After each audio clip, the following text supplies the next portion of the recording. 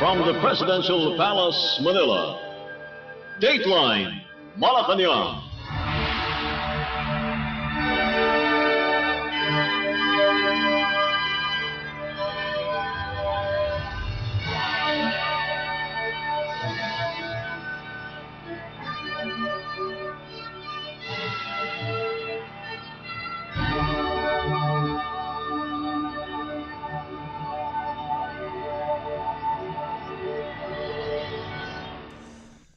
Good day.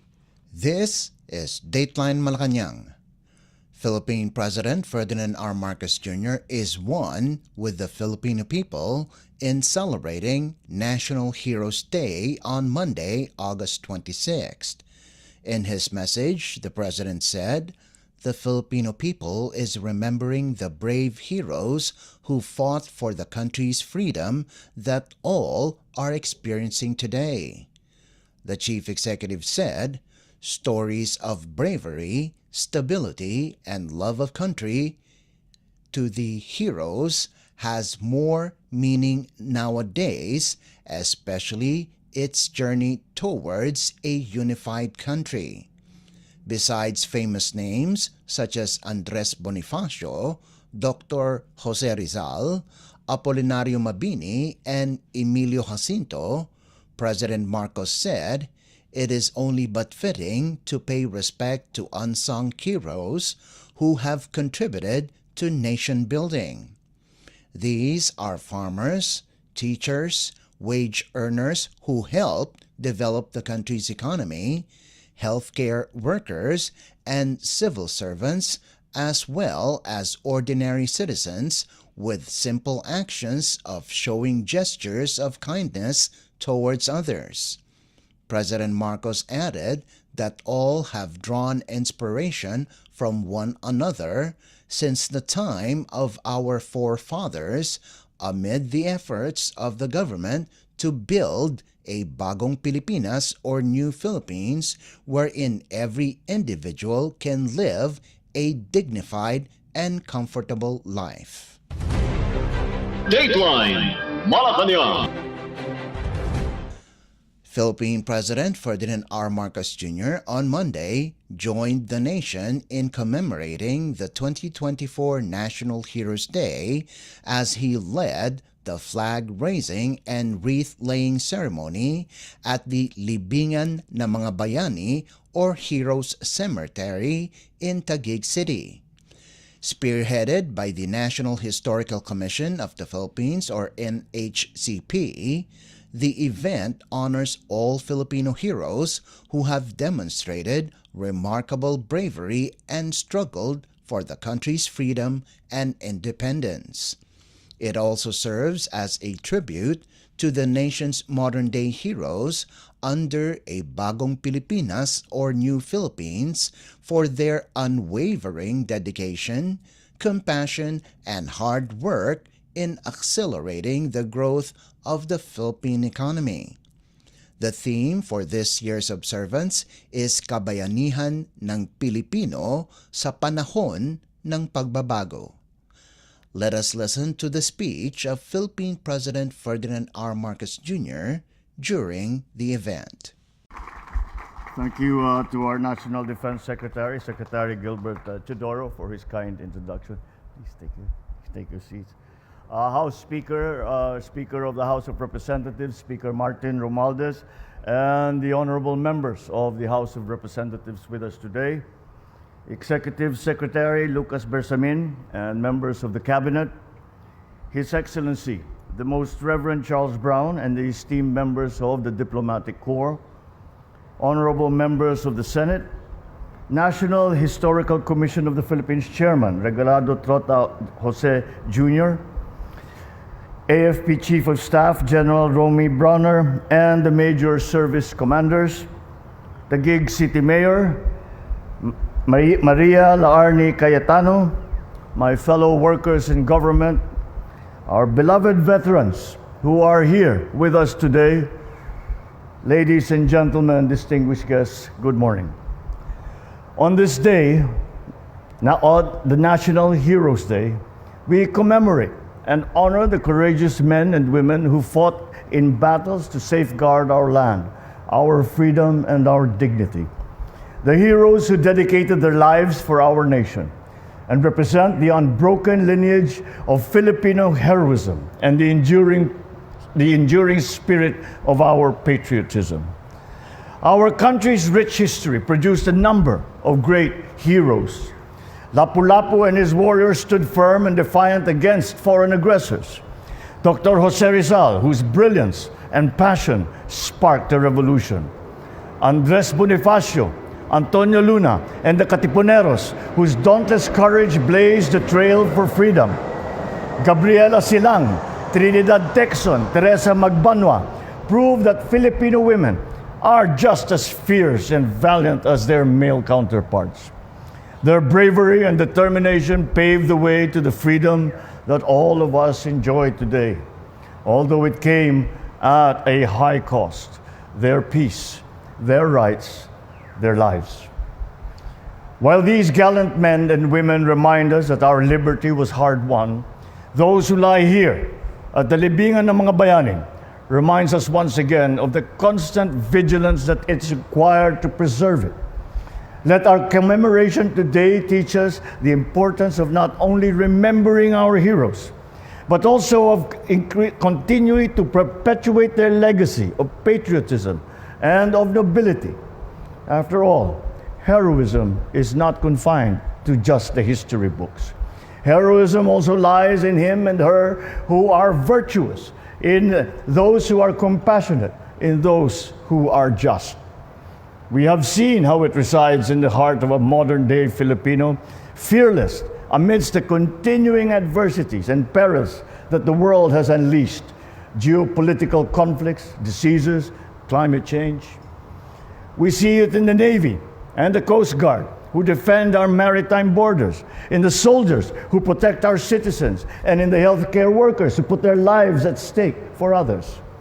We also see it in the overseas Filipinos who leave the comfort of home to support their loved ones, in the ordinary workers who turn the gears of our economy, and in the farmer and fisher folk who increase our agricultural output to put food on every Filipino's table. It is emulated by educators who lead our fight against illiteracy, journalists to promote truth and accountability, the environmental advocates who ensure that we and our children will have a safe place to call home. It is embodied by our athletes who stood before millions, bearing the name of the Philippines in the international arena. All our Olympic athletes who persevered and highlighted once again the Filipino talent in the field of sports. Soon, the Paralympic Games will start, and the 6 Filipino Paralympians are already there, making us proud. The extraordinary strength and dedication to compete despite their disabilities are a symbol of hope for all of us. The national pride they brought and continue to bring home is unrequitable, not by awards, not by effusive praises, not by incentives. We have heard their stories. We saw the glory. We did not, however, witness the discipline and the sacrifice that they endured to train every single day, the risks of injury, the struggles of financial constraints. And yet, we see them, and they have come through. That is the definition of a modern hero, and a testament that each of us is capable of becoming one, by uplifting our fellow men and women, serving our communities, and working to save our heritage for future generations. As we dedicate this day to honor our heroes of the past, let us not lose sight of what is asked of us for the present and for the future. Let us carry on the great legacy of our brave ancestors with the fortitude of an enlightened mind, the strength of compassion and generosity, and the courage of our convictions. In the spirit of shared responsibility, I call on everyone to be heroes in their own right.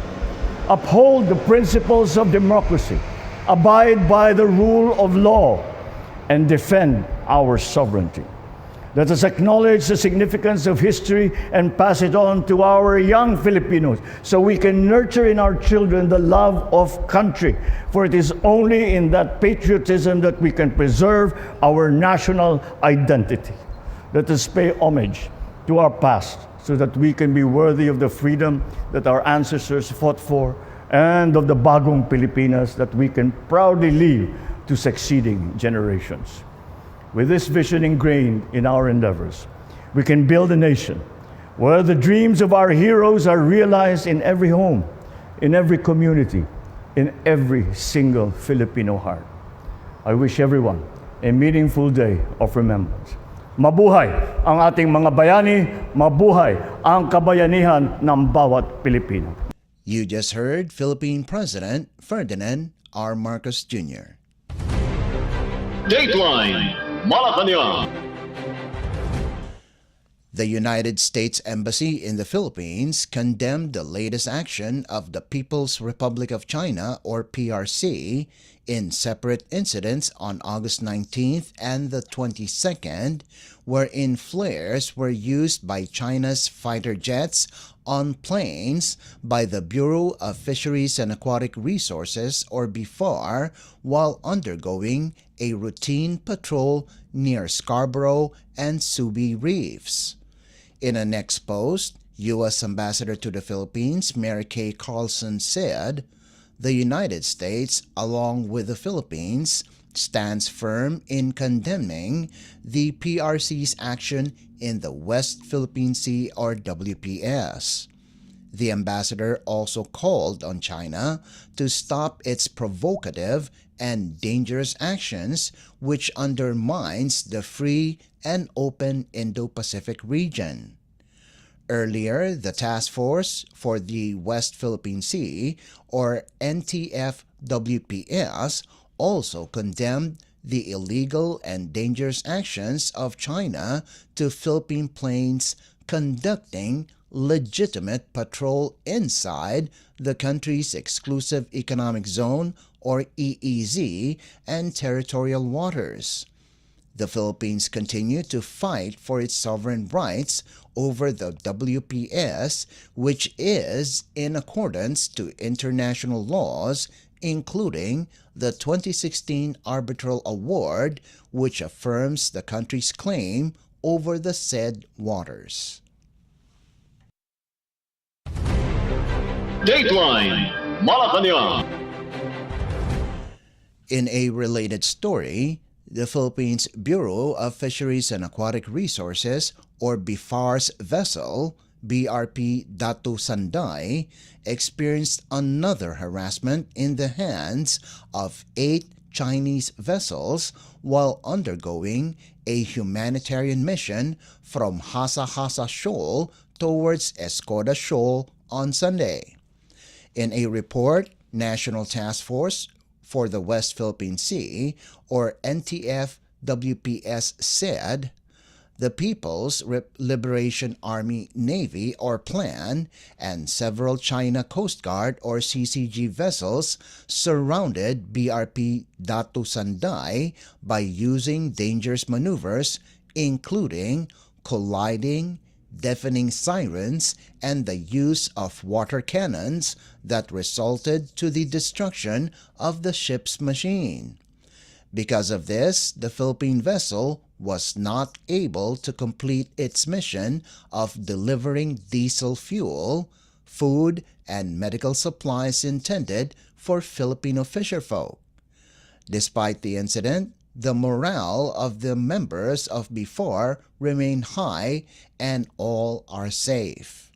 The task force also refuted reports that members of BFAR fell onto waters and were saved by the Chinese Coast Guard. The national government again called on China to stop its aggressive actions that can cause danger to the peace and security in the region. Dateline Malacañang. In other news, the Philippines Department of Migrant Workers, or DMW, assured that the 23 Filipino crew members rescued at the Red Sea are in a safe place. In a news forum over the weekend, DMW Secretary Hans Leo said he met with the families of the seafarers here in the country. The Secretary assured that the Filipino seafarers will be given various assistance from the DMW Overseas Workers Welfare Administration or DMW OWA, Department of Health or DOH, Department of Social Welfare and Development or DSWD, and the Technical Education and Skills Development Authority or TESDA once they arrive home in the country. Currently, Department of Foreign Affairs or DFA, DMW, and OWA are processing the immediate repatriation of the seafarers. Kakdak said MT Saunion, carrying the Filipino crew members, was hit by missiles launched by Houthi rebels at the Yemeni port of Hodeidah last August 21st. They were successfully saved by the French Navy. Dateline Malacañang. Still on the DMW, 23 overseas Filipino workers or OFWs from the provinces of Batangas, Cavite, Laguna, Quezon, and Rizal or the Calabarzon region were given livelihood grants by the Department of Migrant Workers or DMW. The distribution of financial assistance was initiated at the Bagong Pilipinas Servicio Fair or BPSF in Lipa City, Batangas over the weekend. According to DMW Assistant Secretary Venecio Legazpi, 18 OFW beneficiaries were given 10,000 pesos each in financial assistance under the Livelihood Program for OFW Reintegration or LPOR and Balik Pinas,